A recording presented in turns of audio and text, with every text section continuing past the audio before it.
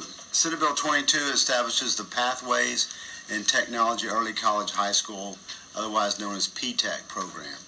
It's based on an early college high school model.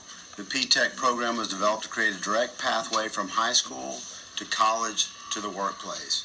It is built upon a partnership between school districts or charters, higher education institutions, and business or industry.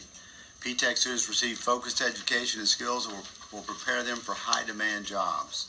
Key points of this bill are that in establishing the work-based program, the TEA Commissioner must ensure that the program is open enrollment, provide for a course of study that enables participating students in grades 9 through 12 to combine high school and post-secondary courses, and within 6 years receive both a high school diploma and an associate's degree, a 2-year post-secondary certificate, or an industry certification.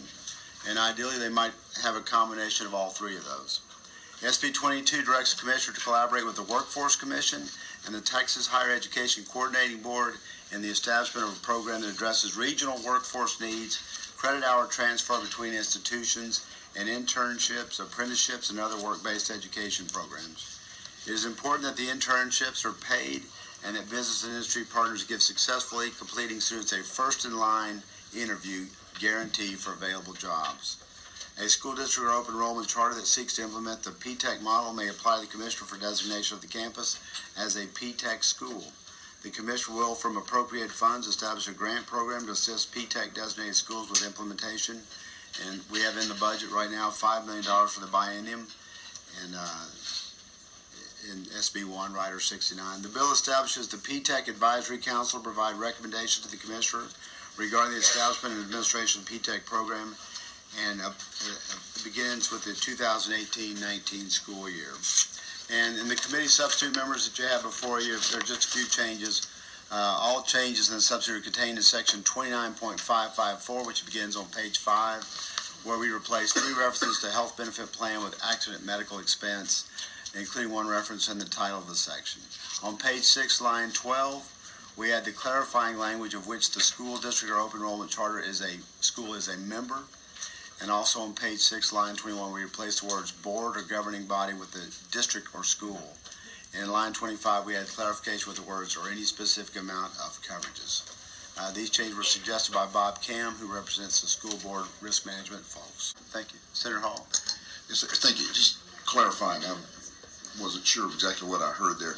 The student still graduates in 4 years, so they're no longer part of the public school system. We're not carrying them in the public school system on the public school system money for an extra 2 years under this, are we?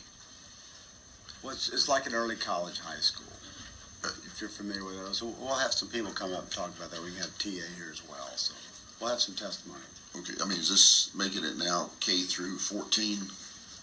Well, actually our system is kind of evolving over that anyway, K through 16. Like we're trying to make a more continuous flow, because right now we've had these silos between our up to secondary, then we have post-secondary, and they've been disconnected. So we are trying to even up those and smooth out the flow where we don't have that disconnect. I think we already see that with some of our kids already graduated with associate's degrees, particularly in the early college high schools.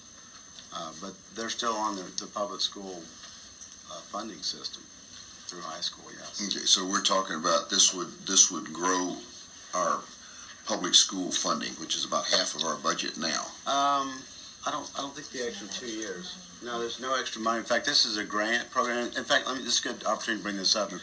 In the fiscal note, it shows like $6 million or something, but this is actually set at $5 million. It is a grant of $5 million. So that fiscal note will be corrected to show the accurate number of $5 million. Okay, so it's not an unlimited. It's a particular amount that we've got in the budget. Okay, so we're not with this in any way growing public ed funds requirements. No. Okay. Thank you, sir. Yeah. Thank you. Good question.